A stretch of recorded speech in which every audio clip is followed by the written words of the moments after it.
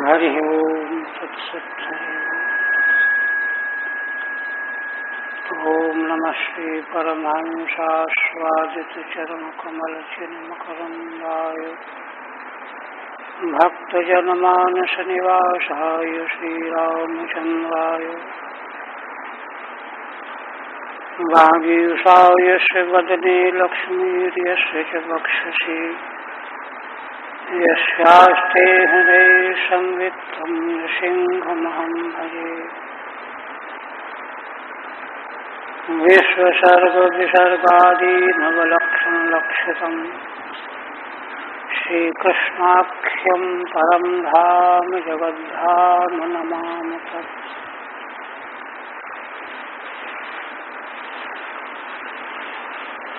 आदरणीय यतिवृंद,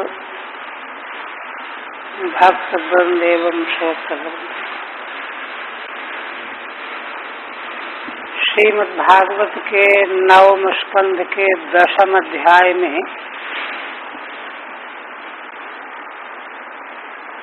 भगवान श्री राम का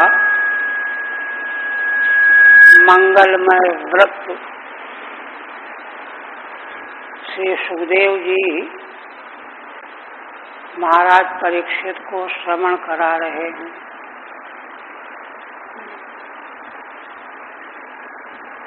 और भगवान श्री सुखदेव जी बड़े भाव से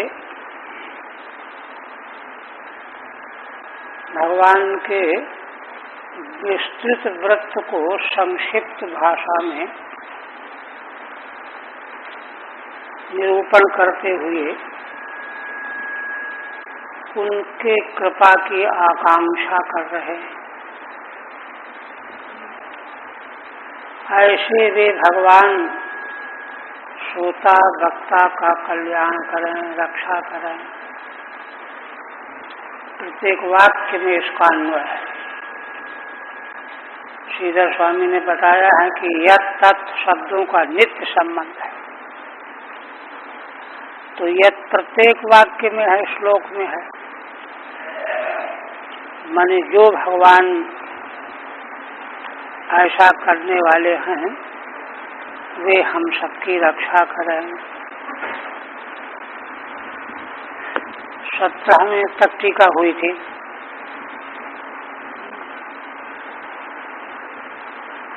अपूर्व प्रसंग के अनुसार समुद्र ने भगवान की प्रार्थना की कि अब तक तो मैं कुछ जानता नहीं था, अब जान गया हूँ आप तो अव्यय परमात्मा हैं।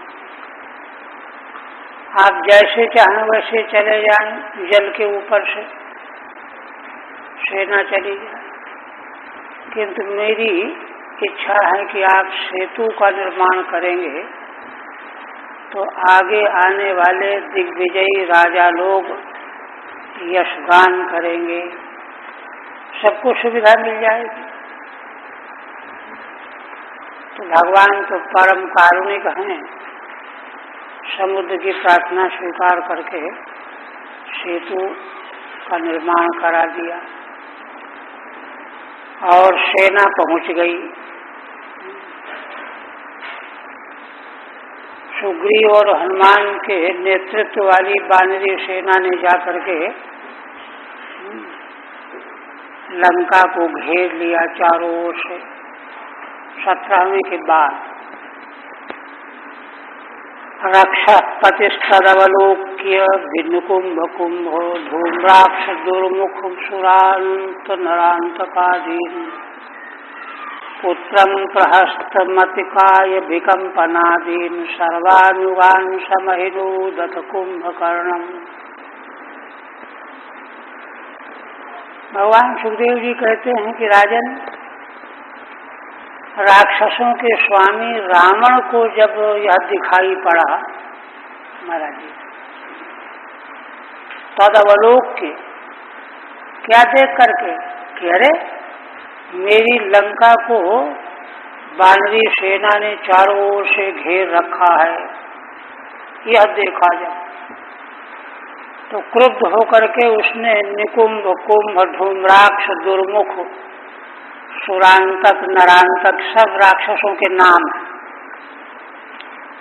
अपने पुत्र प्रहस्त, अतिकाय, विकम्पन सब रावण के पुत्र हैं।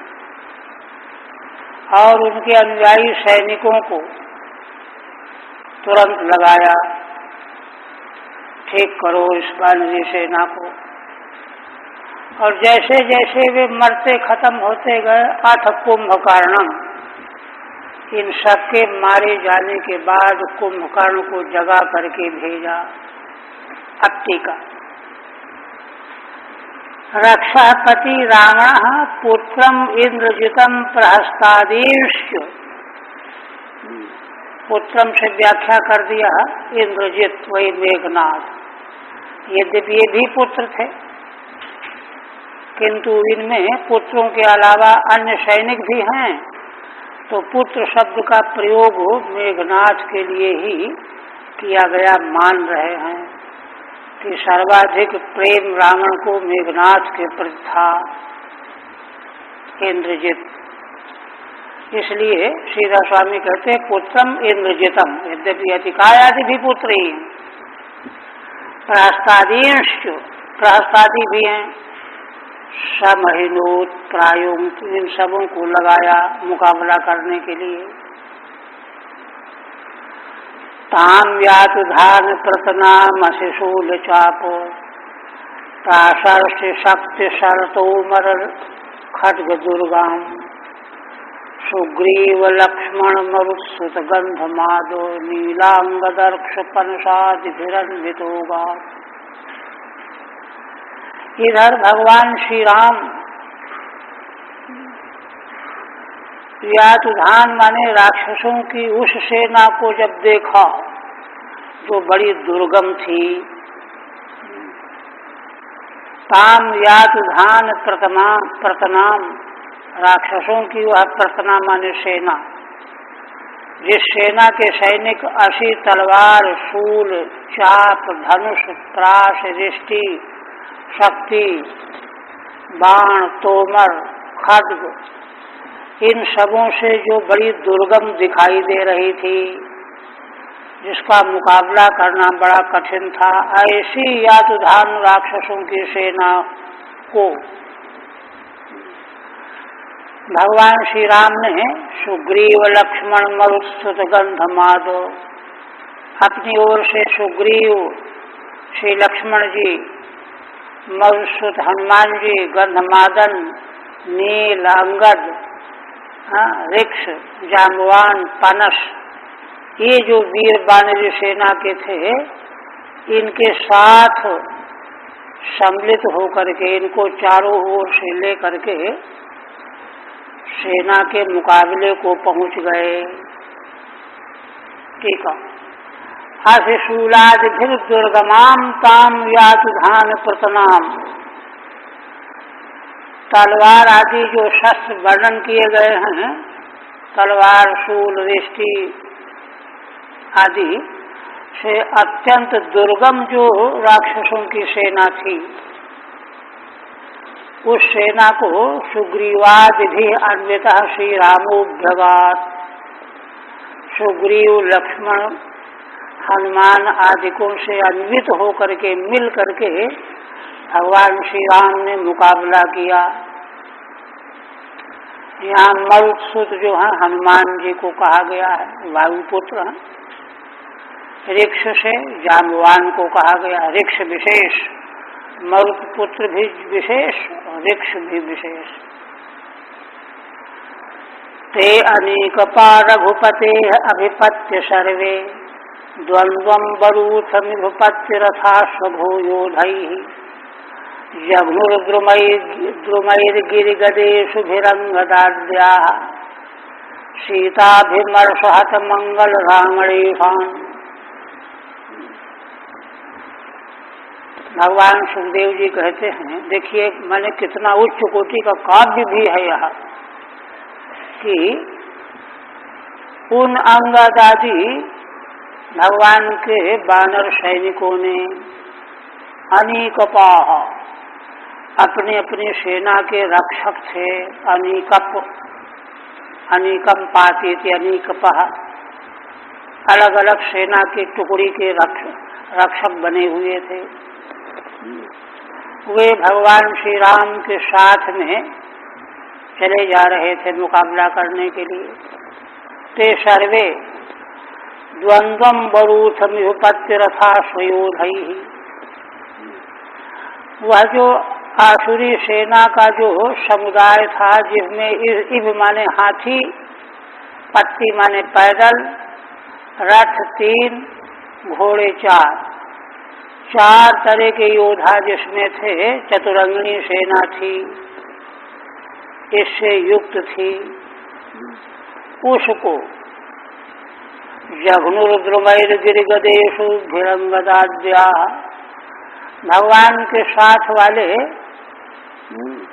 अंगद आदि बानरों ने वृक्षों के द्वारा, पर्वत शिलाओं के द्वारा, गदाओं के द्वारा और स्वयं भगवान श्री राम लक्ष्मण ने बाणों के द्वारा दो का जोड़ बना करके उनके साथ उनका वध करने लगे। कहते हैं कि सीताभिमर्शहत मंगल रामणेशान, जिनका वध बानरी सेना के द्वारा हो रहा है उनका एक विशेषण दे रहे हैं। असल में ये सैनिक आसुर सेना के सैनिक कौन हैं? वह रावण जिनका स्वामी है, ईश्वर है, राजा, जो रावण भगवती सीता का स्पर्श करने से जिसका मंगल नष्ट हो चुका है। सीताभिमर्शहत मंगल रामणेशान, भगवती देवी सीता का स्पर्श करने से जिसका मंगल नष्ट हो गया है, वह रावण जिनका स्वामी है। उस सेना को अंगद आदि वीर पुरुष पहाड़ों के द्वारा, वृक्षों के द्वारा, शिलाओं के द्वारा, गदाओं के द्वारा मारने लगे। टीका, ते रघुपते अनीकपाः अंगदाद्याः, वे भगवान श्री राम के अनीकत माने छोटी छोटी सेना के टुकड़ियों के रक्षक, सेनापति अंगद आदि, सबके साथ में अलग अलग बानरी सेना थी। सर्वे रावणस्य इभादिभिर यद बरूथम, ये सब के सब रावण के हाथी, घोड़े, रथ, पैदल, इनका जो सैन्य समुदाय था, बरूथम माने सैन्यम, तत्र द्वंद्वम यथा भवति, तो इन लोगों ने एक एक के साथ द्वंद्व युद्ध आरंभ कर दिया। अपनी अपनी जोड़ को चुन लिया। बानरों ने एक एक के साथ भिड़ गए। द्वंद्वम यथा भवति तथा अभिपत्य संगम्य द्रुमादिभिर जघनुः, एक एक जोड़ बना करके वैसे ही उनके पास जा करके संगत हो करके वृक्षों से, शिलाओं से उनको मारने लगे। जिन सैनिकों को मारने लगे वे कौन है? कान सीतायाः अभिमर्शेन हतम मंगलम यस्य, देवी सीता का स्पर्श करने से जिसका मंगल नष्ट हो चुका है, वह रावण जिनका स्वामी है, ईश माने स्वामी, उन सैनिकों को मारने लगे। तान, अब रक्षकपति स्वबल नष्टिमवेक्ष रुष्टः आरुह्य यानक मथाभिषसार रामम स्वास्यन्दने दिमति मातलिनोपनीते विभ्राजमान महानन्यशुरैक्षुरप्रैः। संक्षेप करते हुए कहते हैं कि रक्षापति, राक्षसों के पति रावण ने जब देखा स्वबल नष्टिम अवेक्ष, अरे हमारी सेना तो नष्ट हुई जा रही है, यह जब रावण ने देखा तो बड़ा रुष्ट हो गया और रुष्ट आरुहि यानकमथाभिषसाद रामम, है ना। रथ में चायान पुष्पक विमान में आरूढ़ हो गया और भगवान श्री राम के पास पहुंच गया। और भगवान श्री राम कहाँ पर हैं?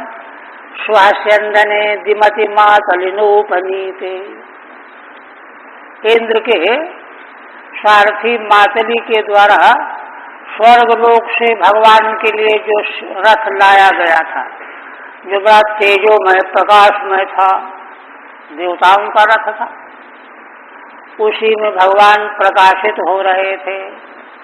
उसी रथ में विभ्राजमानम अहनन्यशतैक्षुरप्रैः, ऐसे है ना देवताओं के रथ पर विराजमान प्रकाशमान भगवान के ऊपर रावण ने क्षुरप्र के द्वारा, शस्त्र विशेष के द्वारा, जो बड़े पहनाए हुए थे, तेज थे, उनके द्वारा प्रहार करने लगा। स्वबल से नष्टिम नाशम अवेक्ष्य, जब रावण ने यह देखा कि अरे मेरी सेना तो नष्ट हुई जा रही है, इसलिए रुष्ट क्रोधा सन रुष्ट हो गया, क्रुद्ध हो गया।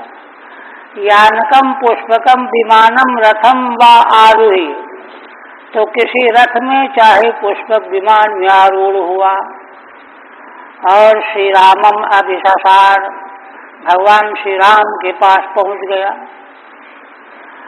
अथ तम श्वास्यंदने स्वर्गस्थे, वहां किस लिए पहुंच गया? प्रहार करने के लिए गया।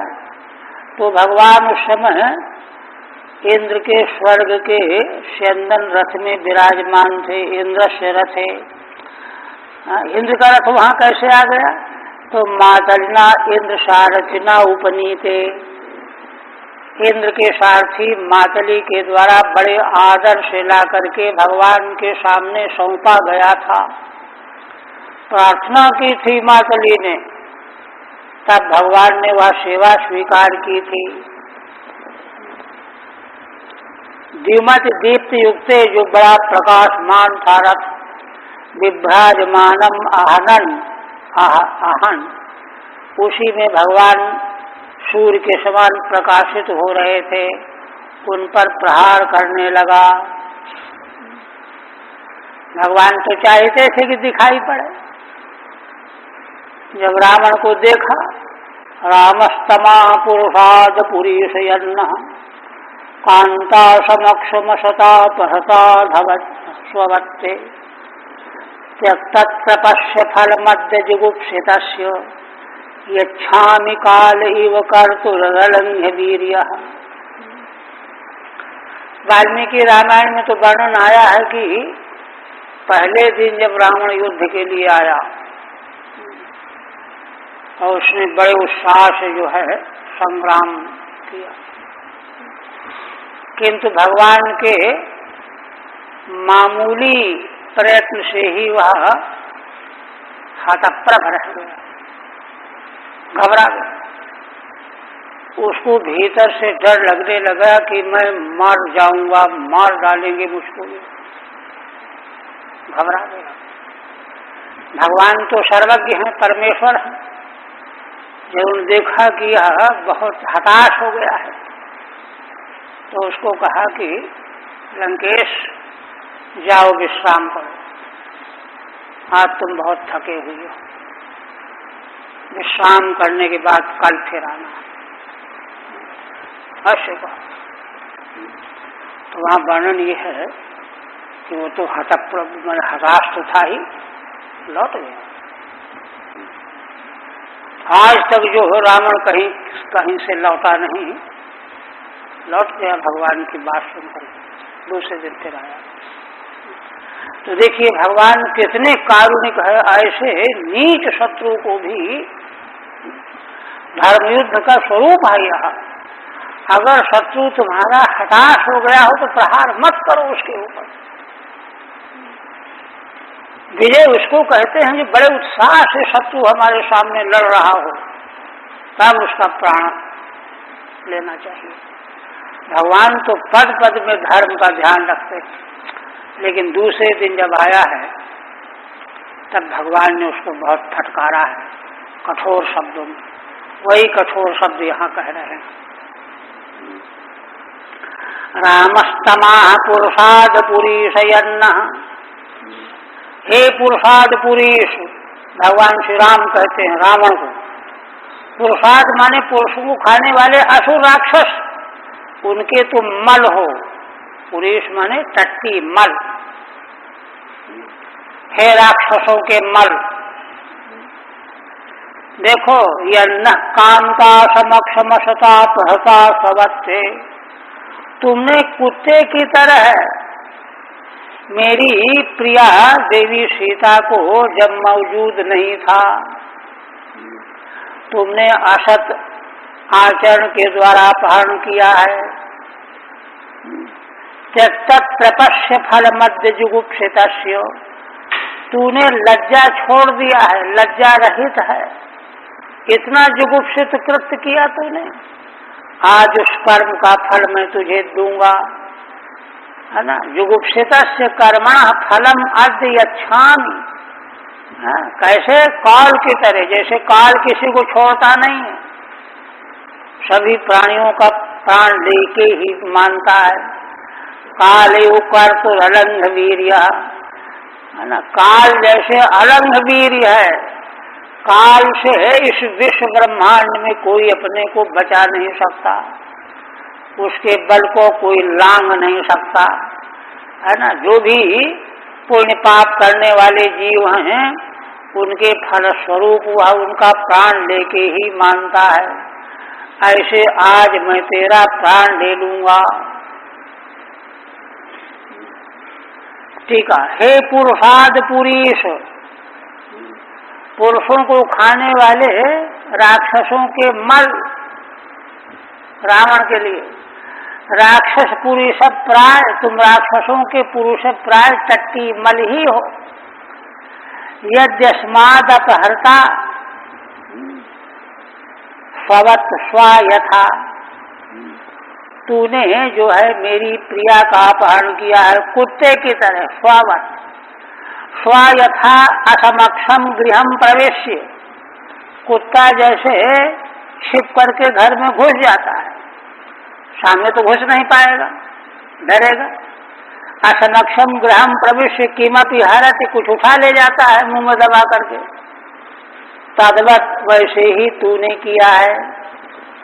तस्मात् जुगुप्सितस्य कर्मणः कर्तुः, इसलिए निकृष्ट कर्म करने वाले तेरा, ते अद्य काल इव अलंघ वीर्यो अहम, आज मैं काल की तरह से जो अलंघ वीर्य हूँ, जिस काल के बल का कोई उल्लंघन नहीं कर सकता, ऐसा मैं अहम फलम यच्छामि, तुझको फल देने जा रहा हूँ। अधर्म कर्तु पुंसः कालो यथा यच्छति वा, अथवा अन्य बदल दिया, पाप करने वालों को काल जैसे फल देके ही रहता है, ऐसे आज मैं भी निकृष्ट कर्म करने वाले तुझे मृत्यु रूपी फल देने वाला हूँ। एवं क्षिपन् धनुष संधित मुत्ससर्ज, बाणं सवज्रमिव तद्हृदयं बिभेद, शोषद्वसन् वमन्दस मुखैर्निपतद् विमानाद् हेतु जलपति जने सुकृतिव दिक्ता।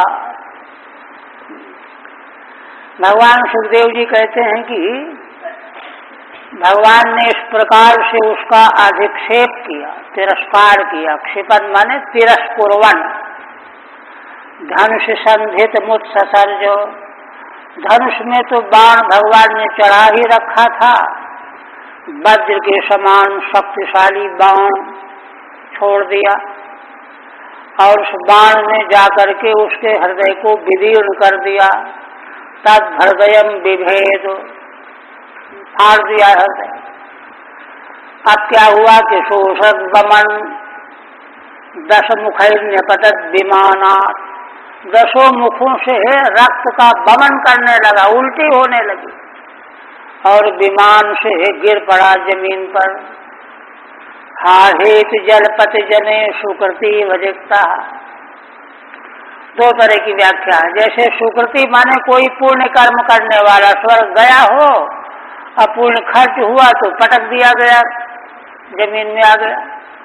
इसी तरह से वह दैवी विमान से पुण्य क्षीण होने वाले पुण्य कर्मा की तरह से नीचे गिर गया, अथवा अपने युद्ध वाले रथ से नीचे गिर पड़ा, रक्त बमन करता हुआ।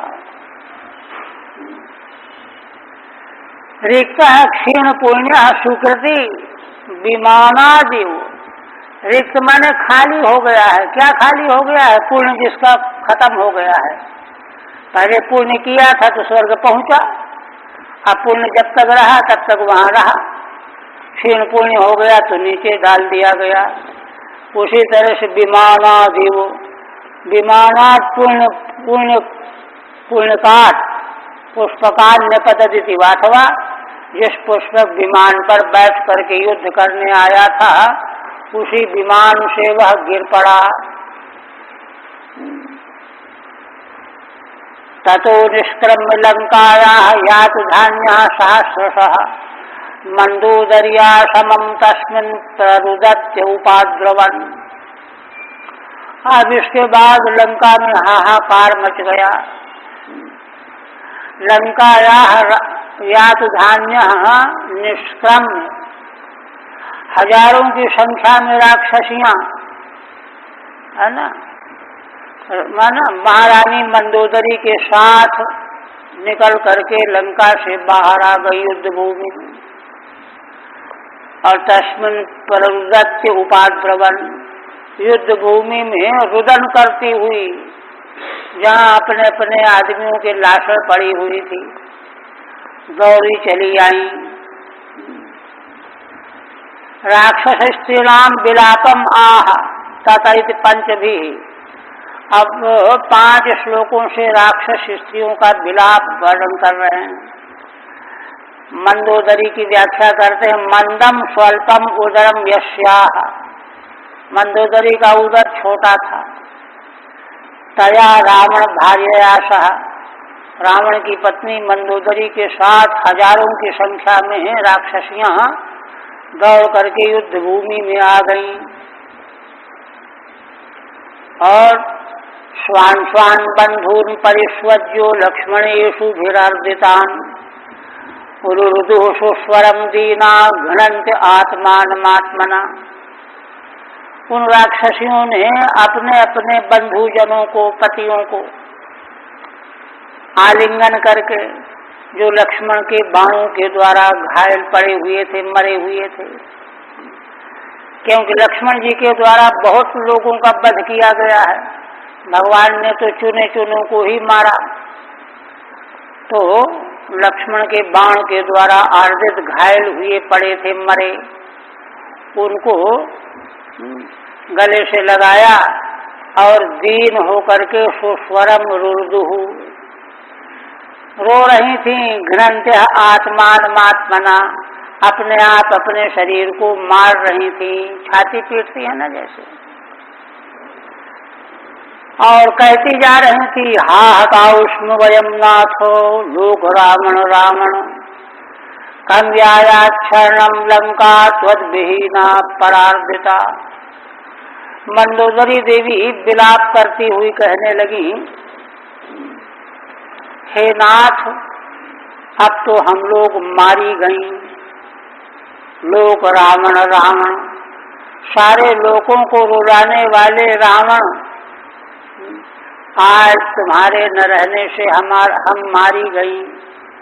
कम व्यायाक्षरणम लंका, और हम ही क्या, यह लंका नगरी अब किसकी शरण में जाएगी। त्वद्विहीना परार्दिता, अब तो यह तुमसे रहित हो गई, खाली हो गई, शत्रुओं के अधीन हो गई है। परैः अर्दिता पीड़िता, पर माने शत्रुओं के द्वारा यह पीड़ित हो रही है, किसकी शरण में जाएगी, कौन इसको संभालेगा। और इस तरह से दुख के समय में यथार्थ वस्तु ध्यान में आती है। अब क्या कहती हैं मंदोदरी देवी, नैवं वेद महाभाग भवान कामवशं गतः तेजोनुभावं सीतायाः येन नीतो दशामिमाम्। मंदोदरी ने तो बहुत बार समझाया भी था रावण को, आज कह रही हैं कि हे भाग्यशाली पतिदेव, तुम यह बात जान नहीं पाए, काम के बस हो गए थे। क्या नहीं जान पाए? तेजोनुभावं सीतायाः, देवी सीता का तेज और प्रभाव तुम नहीं समझ पाए, तुमने सामान्य स्त्री समझा। ये नीतो दशामिमाम, इसी कारण से तुम इस दशा को प्राप्त हुए हो। ठीक है नहीं? कर्तयुषा विधवा लंका वयम च पुरनंदन देह कृतोन्नम गृद्धाणाम आत्मा नरक हेतवे। दुख की परिस्थिति में सारी सच्चाई दिखाई देने लगती है, ये तो शास्त्र में वर्णन आया है। आप कहते हैं कर्तयुषा विधवा लंका, है ना, इस लंका को तुमने विधवा बना दिया और हम भी विधवा हो गए। वयम च, हम स्त्रियां भी। हे कुल नंदन, राक्षस कुल को आनंदित करने वाले, आज तुम्हारे न रहने से यह लंका विधवा हो गई, हम सब विधवा हो गई। एक काम तो ये किया तुमने। देह कृतोन्नम गृद्धाणाम, और देह जो है इसको गीधों का अन्न तुमने बना दिया, अब तो गीध खाएंगे इसको। और आत्मा जो है, आत्मा नरक हेतवे, और आत्मा को नरकगामी बना लिया। गृद्धाणाम अन्नम मने भक्ष्य, गृद्धों का भक्ष्य बना दिया। नरक हेतवे, नरक भोगाए, नरक भोगने का हेतु बनाया दुष्कर्म करके। इस तरह से विलाप करने लगी श्री शुकवाच। अब भगवान सुखदेव जी कहने लगे, स्वानाम विभीषणश्चक्रे कौशलेन्द्रानुमोदितः पितृमेध विधानेन यदुक्तम सांपरायिकम। कौशलेंद्र भगवान श्री राम ने आज्ञा दिया, तब विभीषण ने अपने राक्षस संबंधियों का, है ना, मरणोत्तर संस्कार किया। पितृमेध विधानेन, शास्त्र में मरणोत्तर संस्कार जैसा कहा गया है वैसा विभीषण ने किया, कराया।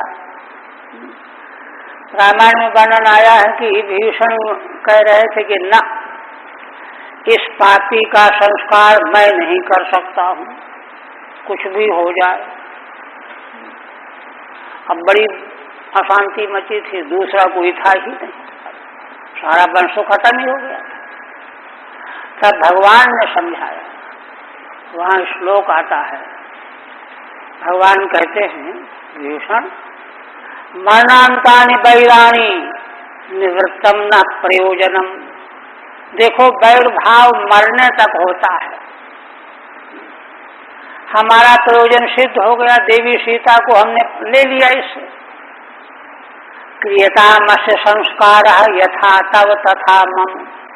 अब जाओ अपने बड़े भाई का संस्कार करो, जैसे तुम्हारा यह बड़ा भाई है वैसे मेरा भी यह बड़ा भाई है, ये कह रहे भगवान।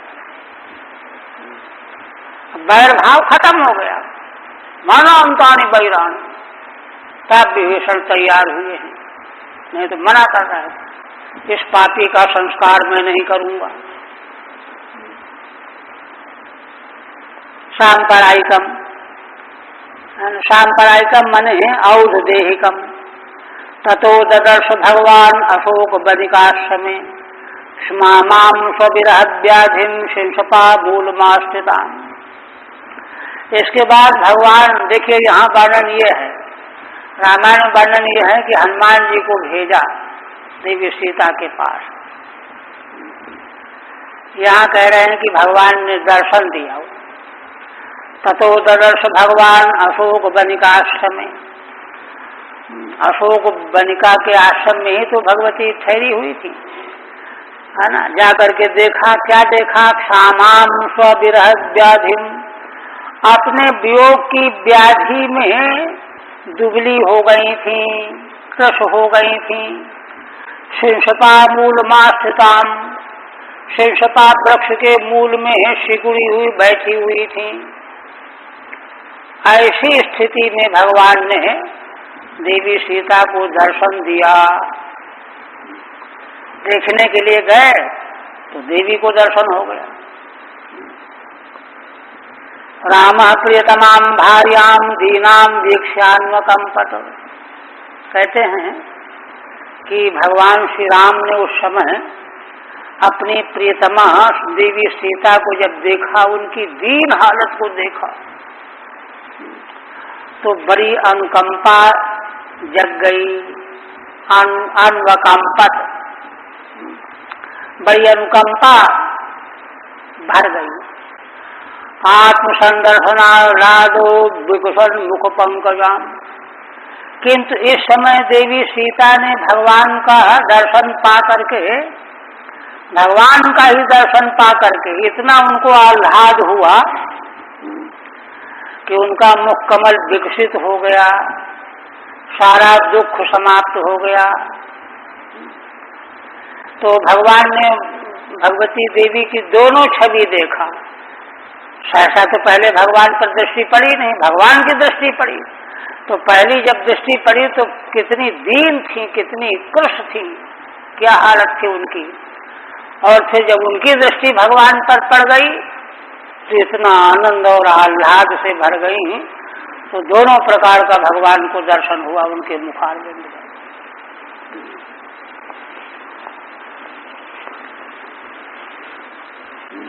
आत्मना स्वस्य संदर्शनेन च आह्लादः, भगवान ने देखा कि मुझे देख करके इनको बड़ा आह्लाद हुआ है। तेन विकुशन मुख पंकजम यस्याः, उस आह्लाद के कारण इनका मुख कमल खिल गया है। ऐसी देवी सीता का दर्शन किया। आरोप्यारुहेयानम भ्रातृभ्याम हनुमद्युता, यहाँ तो संक्षेप है, रामायण विस्तृत वर्णन है। अब भगवान ने क्या किया, पहले देवी सीता को पुष्पक विमान पर चढ़ाया, है ना। यानम आरोप्य, भगवती देवी सीता को भगवान ने पहले विमान पर बैठाया, और फिर भ्रातृभ्याम माने हनुमान और लक्ष्मण, अथवा दोनों भाई में सुग्रीव और लक्ष्मण और हनुमान अलग से ले लीजिए, इनसे युक्त होकर के स्वयं भी भगवान पुष्पक पर आरूढ़ हुए। विभीषणाय भगवान दत्वा रक्षो गणेशताम, विभीषण को भगवान ने राक्षसों का स्वामी पद दे दिया, राजा बना दिया लंका का। यानम पुष्पकम भ्रातृभ्याम लक्ष्मण सुग्रीवाभ्याम, लक्ष्मण सुग्रीव के साथ और हनुमान जी से युक्त होकर के भगवान विमान पर बैठे, विभीषण को राज्य पद दे दिया। और क्या क्या दिया देखिए, लंकाम आयुष्य कल्पांतम ययौ चीर्ण व्रतपुरीम, है ना। लंका का राज्य और कल्पांत तक की आयु विभीषण को यह दे करके ययौचीर्ण व्रतपुरीम, अब 14 वर्ष का उनका व्रत भी पूरा हो गया था। तो अयोध्यापुरी के लिए भगवान चलने को तैयार हुए। जब अयोध्यापुरी को चलने लगे तो क्या होता है देखिए, आउकी रिमाणा कुसुमय लोकपालार्पित पथि, बड़े बड़े लोकपालों ने भगवान के ऊपर फूलों की वर्षा की रास्ते में। आयुष्च दत्वा तेनापि सहायु व्ययौ, आयु भी दे दिया, लंका भी दे दिया, और विभीषण भी भगवान के साथ ही चले आए। अयोध्या का दर्शन करके तब जाएंगे। उपगीयमान चरितः शतधत्यादिभिर्मुदा, गोमूत्र यावकम श्रुत्वा भ्रातरम बलकलांबरम। भगवान जिस समय पुष्पक विमान से चल रहे थे तो उस समय शतधृति माने ब्रह्मा आदि बहुत प्रसन्न होकर के भगवान का यशोगान कर रहे थे। इंद्र आदि भी भगवान की जय जयकार, उनके मंगलमय व्रत की महिमा गा रहे थे। अब चलते चलते भगवान को रास्ते में ही सुनने को मिला। क्या सुनने को मिला? कि अरे मेरे छोटे भाई भरत इस समय अयोध्या नगरी में न रह करके, कौन सी जगह है वो, नंदीग्राम में रह रहे हैं, और वहां पर उनकी रहनी सहनी क्या है ये बता रहे हैं। गोमूत्र यावकम, गोमूत्र में भिगोए हुए जौ के दाने, उन्हीं को उबाल करके उन्हीं की खिचड़ी खाया करते थे,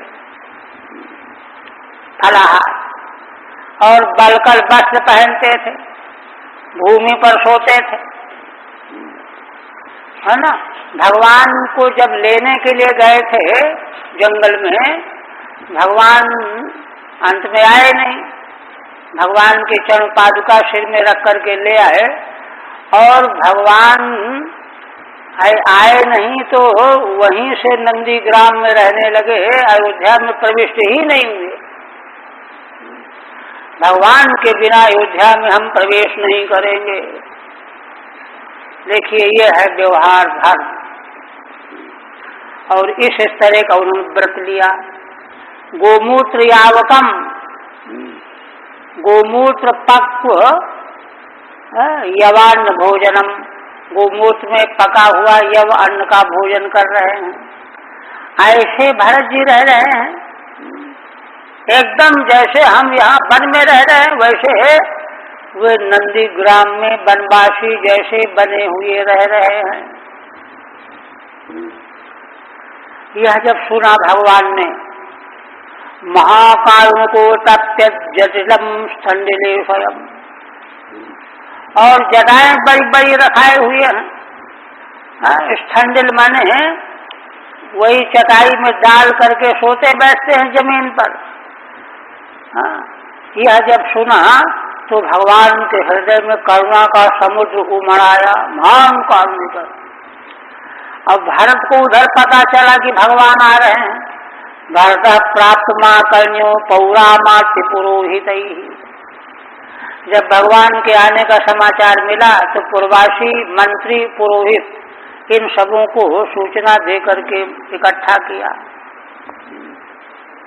और पादुके शीर्षिन्यस्यो रामम प्रत्युद्यतो अग्रजम, भगवान की पादुकाओं को सिर में रख करके चले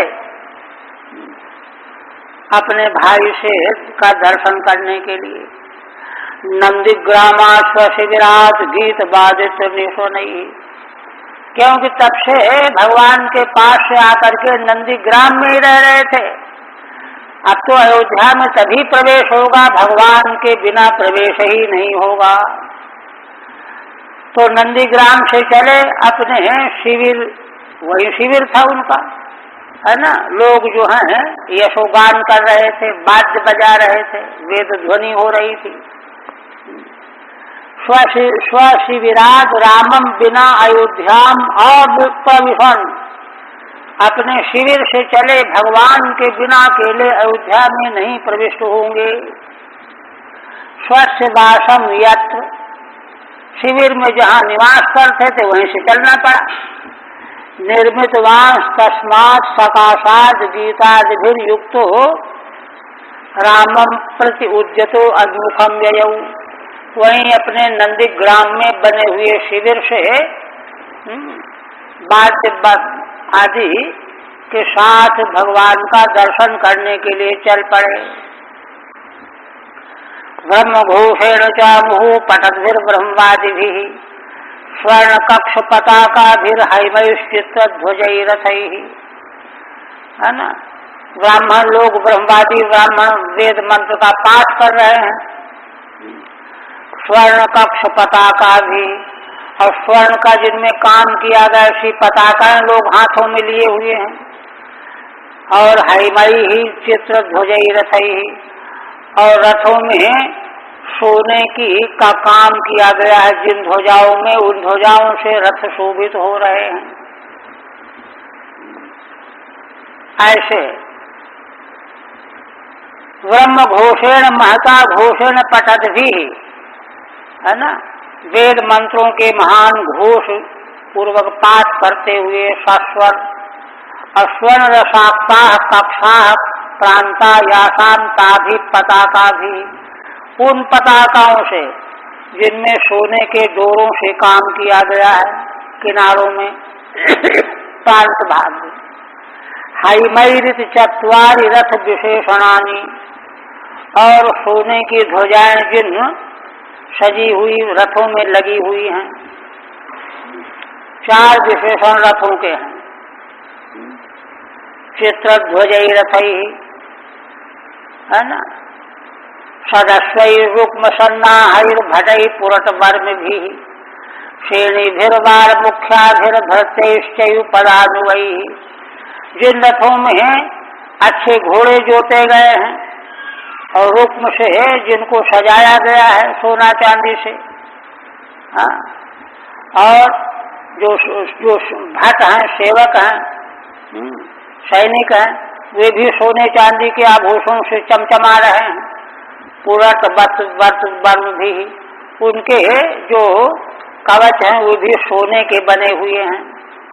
श्रेणीभिर्वार मुख्याभिर्भृत्यैश्चैव पदानुवई, स्त्रियां नृत्य गान करने वाली, सेवक जो पैदल चल करके सेवा का कार्य करने वाले, इन सबों के साथ चल रहे हैं। ठीक है नहीं, पारमेष्ठ्यान्युपादायो पण्यानुच्चावचानुचो, पारमेष्ठ कहते हैं राजाओं के साथ में जो जो सामग्री अपेक्षित होती है, चमर है, है ना, छत्र है, ये सामग्री, उसको पारमेष्ठ उपादान कहते हैं, उपकरण, राजाओं के उपकरण कहते हैं। तो पारमेष्ठ्यान्युपादायो, ये सब लिए हुए थे सेवक भगवान के लिए प्रयोग करने के लिए। पण्यानुच्चावचानुच, और ऊंचे और छोटे स्तर के भी। पादेव्य पतत प्रेमणा प्रक्लिन हृदय क्षण, यह सब सामग्री लेकर के श्री भरत जी ने भगवान का दर्शन करते ही उनके चरणों में प्रेम से गिर पड़े, सिर रख दिया। प्रक्लिन हृदय क्षण, उनका हृदय प्रेम से गदगद हो रहा था, नेत्र जो हैं दबदबाए हुए थे, प्रेम के अश्रु बह रहे थे। पारमेष्ठ्यानि राजारहाणि छत्र चामरादीनि, पारमेष्ठ सामग्री क्या है? राजाओं के उपयोग में आने वाली छत्र चामरादि सामग्री।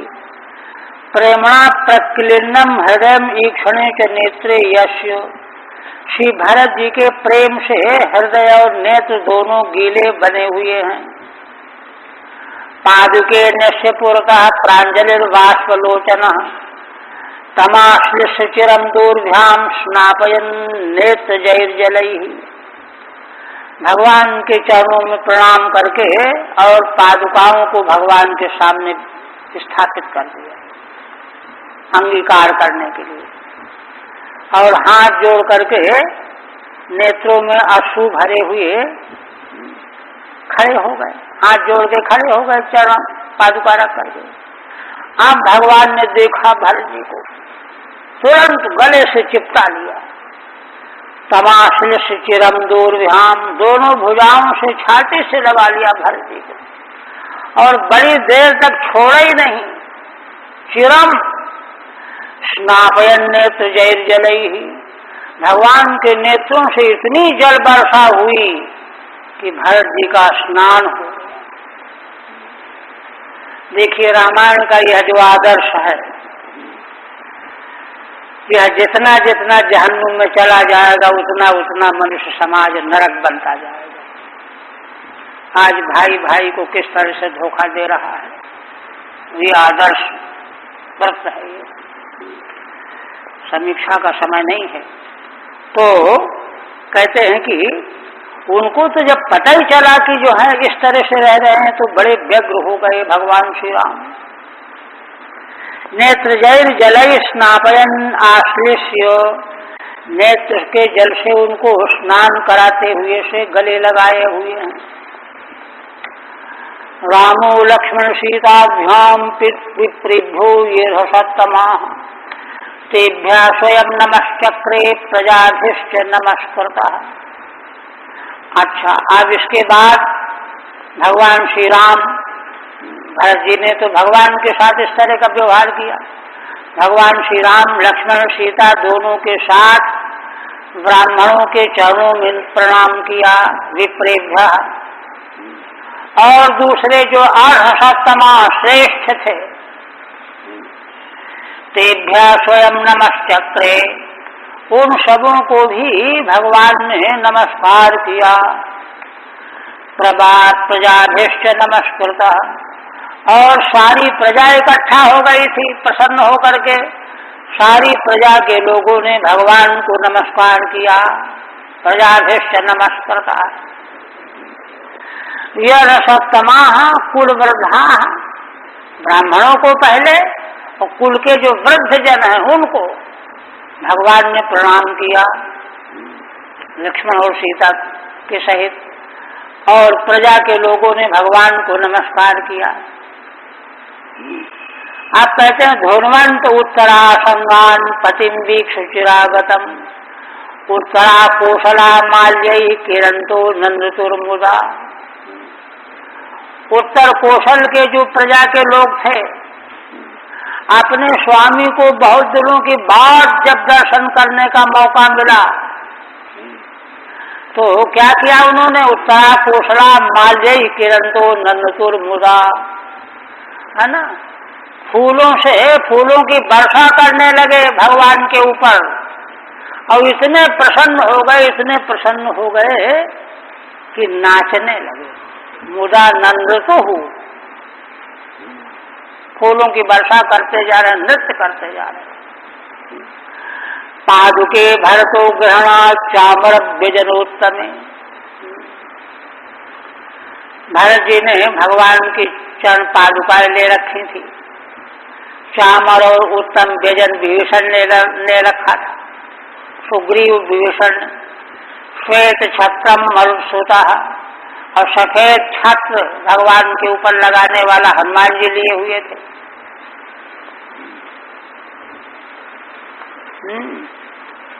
अयोध्या प्रवेश प्रकार माह, अब अयोध्या में भगवान प्रवेश करने जा रहे हैं। यहाँ तो बहरे भर से दर्शन हुआ ना, तो उसका वर्णन करते हैं। चरण पादुकाएं तो भरत जी लिए हुए हैं, सब वस्तुओं को लोगों ने संभाल रखा है। धनु निसंगात शत्रुघ्न, धनु और तारकस शत्रुघ्न लिए हुए हैं। सीता तीर्थ कमंडलुम, देवी सीता तीर्थों का जल जिसमें भरा हुआ कमंडल जलपात्र लिए हुए, और अभिभ्रत अंगद खड्गम हैवम चर्मक्षुरान को, अंगद भगवान का खड्ग लिए हुए हैं, और सोने का चर्म ऋक्षराट जाम्बवान लिए हुए हैं। धनुष निसंग उचतान, धनुष निसंग माने तर्कस, ऋक्षराट कौन, जाम्बवान, टीका नहीं जाता। पुष्पकस्थोन्वित स्त्रीभिः स्तूयमानस्य बंदिभिः, विरेजे भगवान राजन हरिश्चंद्र इवोदिता। पुष्पक विमान में भगवान स्थित हैं, देवी सीता उनके साथ में हैं, बंदीजन भगवान की स्तुति कर रहे हैं। भगवान की उस समय ऐसी शोभा हो रही है जैसे आकाश मंडल में ग्रहों के साथ में चंद्रमा की शोभा होती है। ग्रहैः उदिता चंद्रइव, है ना, उदित चंद्रमा जैसे नक्षत्रों के साथ शोभा को प्राप्त हो रहे हैं, ऐसे भगवान की शोभा हो रही है। भ्रातृभिर्नंदितः सोऽपि सोत्सवां प्राविशत् पुरीम्, प्रविश्य राजभवनम गुरुपत्नी स्वमातरम, भाइयों के साथ बड़े आनंदित। ऐसे जिस जिस अयोध्यापुरी में बड़ा उत्सव आयोजन किया गया है, ऐसे उस पुरी में प्रविष्ट हो रहे हैं और पुरी में प्रविष्ट होकर के राजमार्ग से चल करके राजभवन की ओर गए। प्रविश्य राजभवनम गुरुपत्नी स्वमातरम, राजभवन में प्रवेश करके सबसे पहले अपनी माता के पास गए, कौशल्या माँ के पास। उनके चरणों में जाकर के प्रणाम किया। गुरुपत्नी बहुवचन है, कर्मकाल। कई के याद्या, सुमित्रा के कई, कौशल्या, सब माताओं को। गुरून् वयस्यावरजान् पूजितः प्रत्यपूजयत्, वैदेही लक्ष्मणश्चैवो यथावत् समुपेयतुः। गुरून् वयस्यावरजान्, गुरुओं को भगवान श्री राम ने, अपने मित्रों को, है ना, स्वयं भगवान ने उनका आदर नमस्कार पूजन किया। और जो छोटे थे उनके द्वारा भगवान पूजित भी हुए, है ना। पूजिता प्रत्यपूजयत, छोटो जो है भगवान का आदर कर रहे हैं, पूजन कर रहे हैं। कोई चरण छू रहा है, कोई हाथ जोड़ रहा है और भगवान बड़ों का कर रहे हैं। वैदेही लक्ष्मणश्चैव यथावत् समुपेयतुः, इसी प्रकार से देवी सीता और लक्ष्मण जी ने भी माताओं को, गुरुओं को उसी ढंग से नमस्कार प्रणाम आदर किया। वैश्यान अवरजांश, जो छोटी उम्र के मित्र थे, यथावत अनुक्रमण समुपेयतुः, तो क्रम से सबसे भगवान मिले। पुत्रान् समातरस्तास्तु प्राणस्तन इवोत्थिताः, आरोप्यांके विषिंचन्त्यो वास्तवैर्विजहु शुचः। अब माताओं के आनंद का ठिकाना नहीं रहा।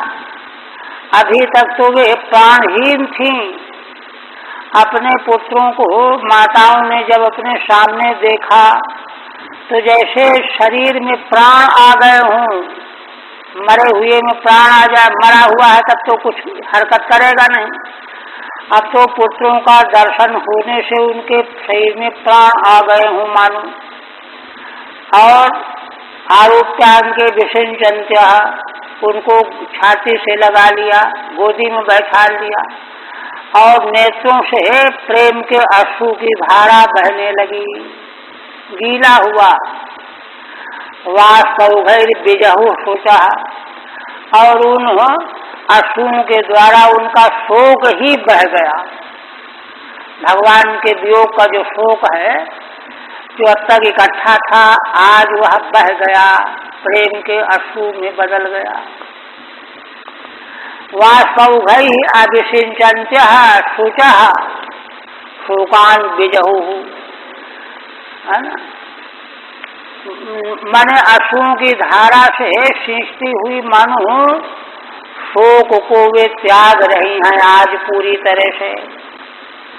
शेषम स्पष्टम, बाकी स्पष्ट है। जटा निर्मुच्य विधिवत कुलवर्धय समम गुरु आभ्यसिंच्यते धैर्येन्द्रम चतुःसिंधु जलादिभि। इसके बाद गुरु वशिष्ठ ने अपने सामने आज्ञा दिया सेवकों को, जाओ भगवान की जटाएं काटो। नाई आ गया और दूसरे कुल वृद्धों को साथ में लेकर के, जैसे इंद्र का अभिषेक बृहस्पति जी करते हैं, वैसे ही चारों समुद्रों के जल से और विविध प्रकार की औषधियों से वशिष्ठ जी ने भगवान का अभिषेक किया। आद्यसिंचते शैवेन्द्रम चतुःसिंधु जलादिभि, चारों दिशाओं के समुद्रों के जल से अभिषेक किया गया। एवं कृत शिरस्नानः सुवासास्रग्बलंकृतः। आप कहते हैं कि इस प्रकार से भगवान को कृत शिर से स्नान कराया गया, सुंदर वस्त्र पहना भगवान ने, माला पहनी, अलंकार धारण किए। अब तो छोड़ दिया था ना पहले। स्वलंकृत सुवासो भी, सुंदर अलंकारों से अलंकार, सुंदर वस्त्र पहने भगवान ने। भ्रातृभिर भार्यया बभौ, और भाइयों ने भी, अब भरत जी ने भी पहने, उनका भी व्रत पूरा हो गया, सब भाइयों ने। और जो है भगवती देवी सीता ने, पत्नियों ने, इस तरह से सबने वस्त्र अलंकार से अलंकृत होकर के बड़ी शोभा होने लगी। अग्रहीदासनम भ्रात्रा प्रणपत्य प्रसादिता,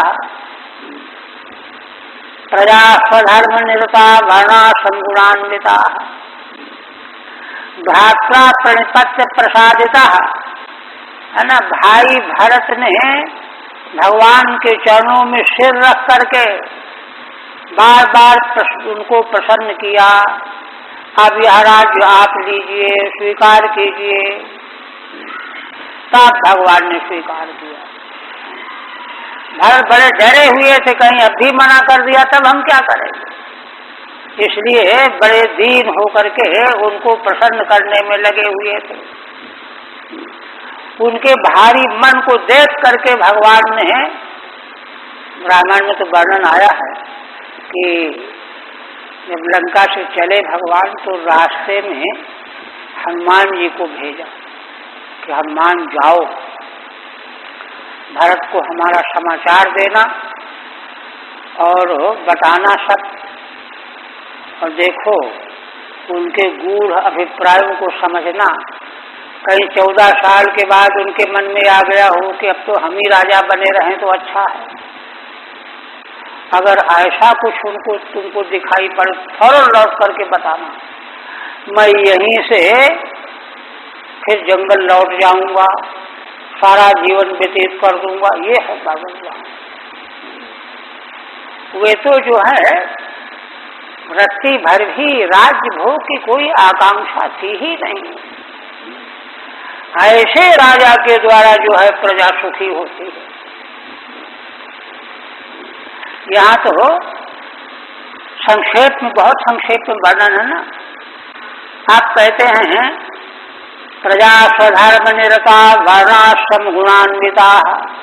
आप महाराज भगवान श्री राम के धर्म राज्य का वर्णन करते हैं थोड़े शब्दों में, वहां तो बहुत विस्तृत वर्णन है।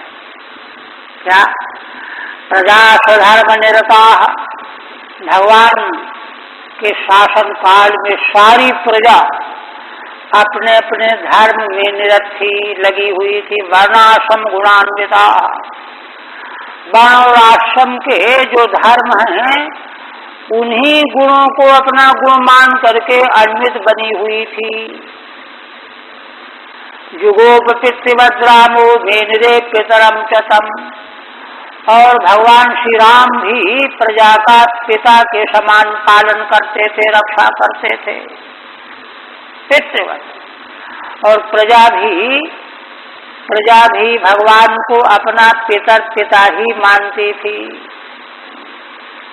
राजा ऐसा होना चाहिए, जैसा होना चाहिए शास्त्र की जो दृष्टि है, ठीक वही स्वरूप भगवान का है। वाल्मीकि रामायण में वर्णन आया है कि भगवान का दर्शन 2-4 दिन अगर हो जाते हैं, वहां के राजधानी के लोगों को तो व्याकुल हो जाते। गुप्तचरों के द्वारा एक बार पता लगाया भगवान ने प्रजा में क्या बात है। गुप्तचरों ने बताया कि महाराज आपके दर्शन के लिए प्रजा बड़ी व्याकुल बनी रहती है। सब देवी देवता मनाते हैं कि भगवान का दर्शन हो जाए हमको।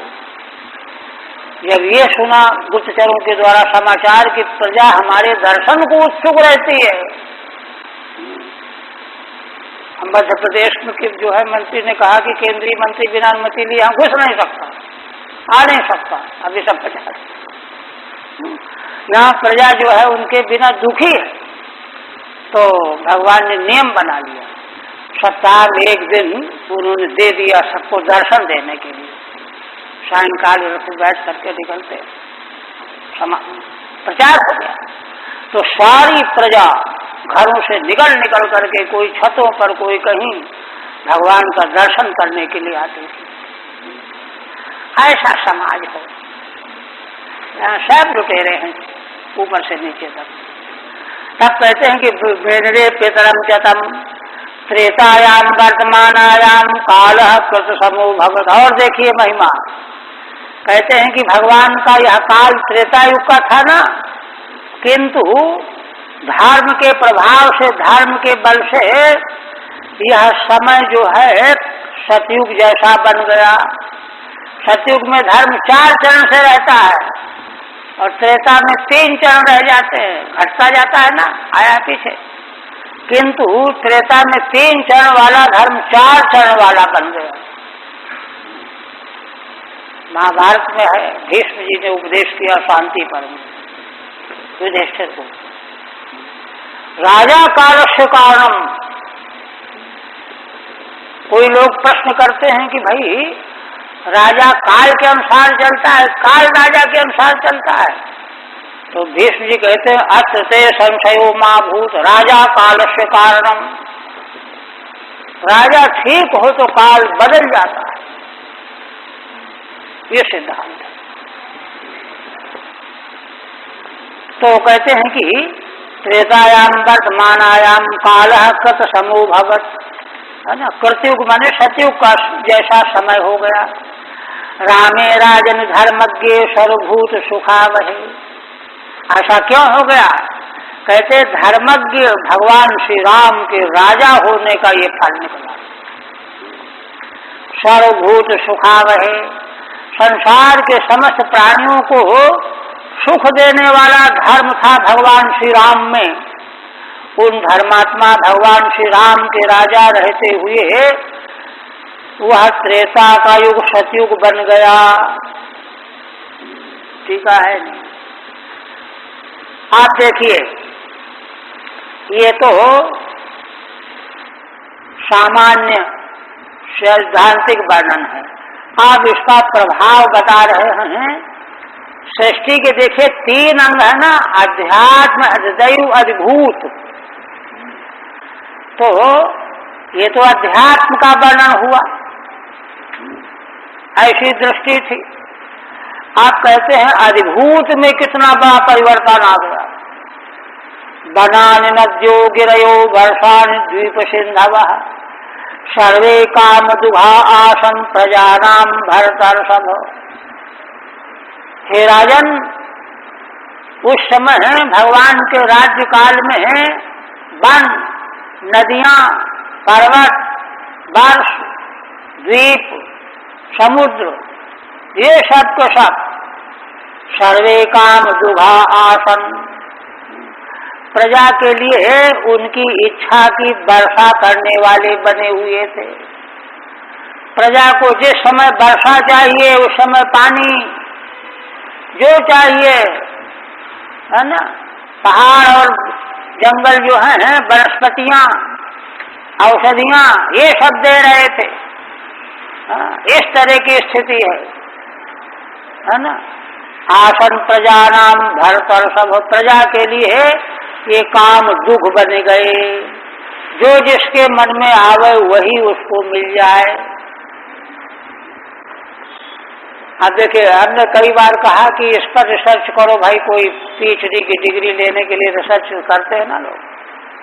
धर्मराज्य, धर्म का सब बात तो समझ में आवे।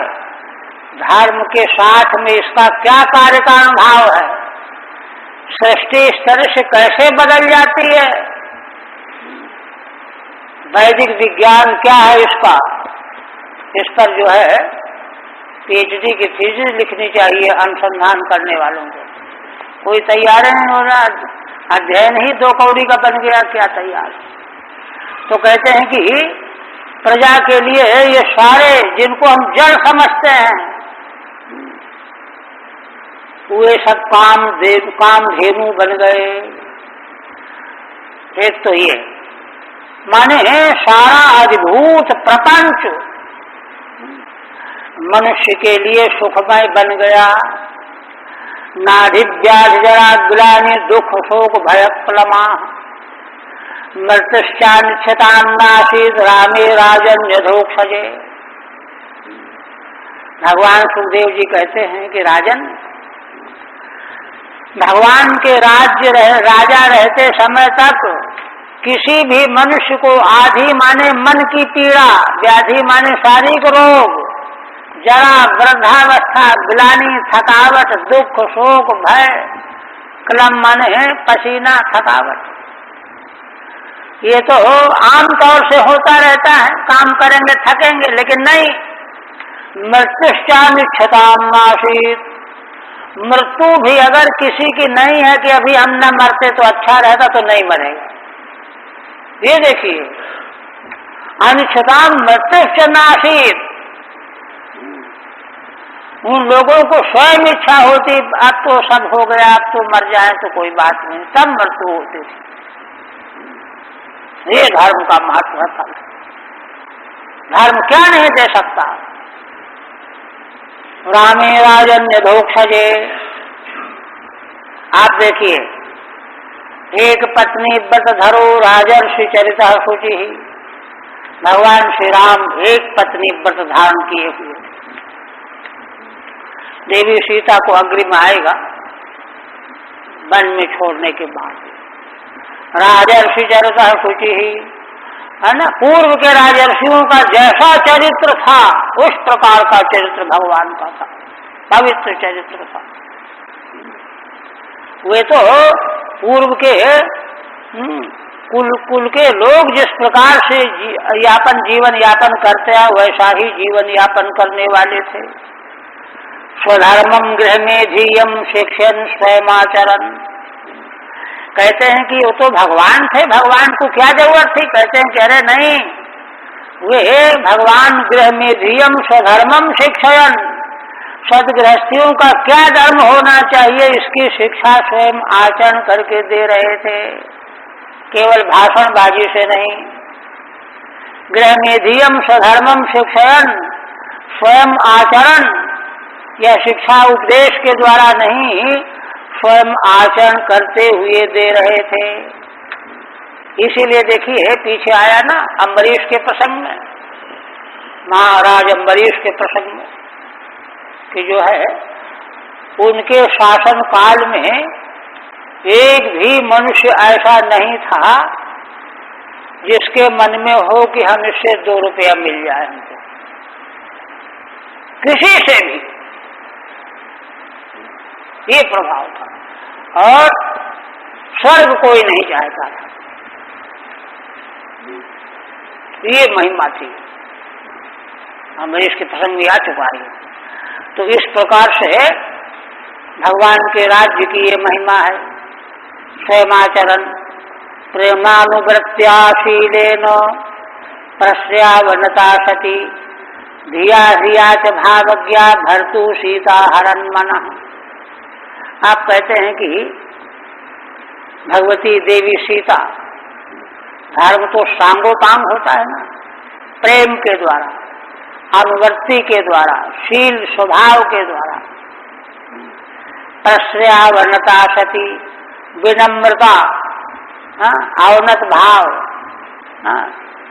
पतिप्राणा भगवती पतिव्रता सीता, धिया ह्रिया च भावज्ञा, बुद्धिपूर्वक, और ह्री माने लज्जा पूर्वक, भावज्ञा और भावों को जान करके इस समय भगवान क्या चाहते हैं यह बात जान करके। एक संत थे गंगा के तट पर, बड़ा प्रसिद्ध आश्रम, आज भी बड़ा प्रसिद्ध है। तो उनके यहाँ जो कोई सेवा करने वाले रहते थे तो उनको अपनी समस्त सेवा करनी पड़ती थी। वो कहते नहीं थे किसी से कुछ, अवश्य थे, सारी सेवा करते थे, कहते नहीं थे। और कभी बोलते भी थे तो ऐसे शब्द बोलते जैसे सिद्धांत कौमुदी की पंक्ति बोल रहे हैं, उसका माने नासमझ तो रह ही नहीं सकता था। तो भगवती देवी सीता भगवान के भावों को जानने वाली होती थी।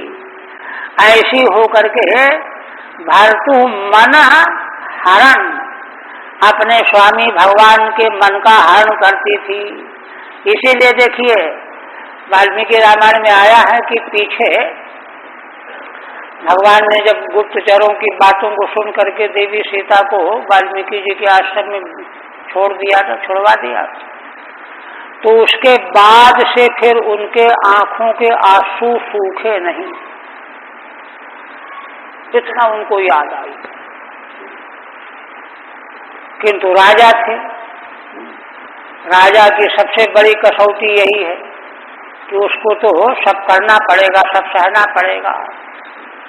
उत्तर रामचरितम में भवभूति लिखते हैं, भगवान के वियोग का वर्णन करते हैं। जंगल में भगवान किस तरह से वियुक्त होकर के व्याकुल हो गए हैं, उनके वहां वर्णन किया है भवभूति ने कि भगवान के उद्गारों को सुन करके पहाड़ की शिलाएं विदीर्ण हो जाती थी, फट जाती। रामो हम सर्वम सहे, मैं राम हूं, सब सहन करूंगा, ऐसा हम वर्णन किया उन्होंने। श्री राम के संबंध में बहुत काव्य हैं। तो भर्तु सीता हरण मना, इस प्रकार से भगवान का जो है यह व्रत पहला अध्याय पूरा हुआ। कल जो है दूसरा अध्याय। हरि ओम तत्सत्। श्रीमद्भागवते महापुराणे नवम स्कंधे श्री रामचरित दशमोध्याय। ओम भगवदर्पणमस्तु।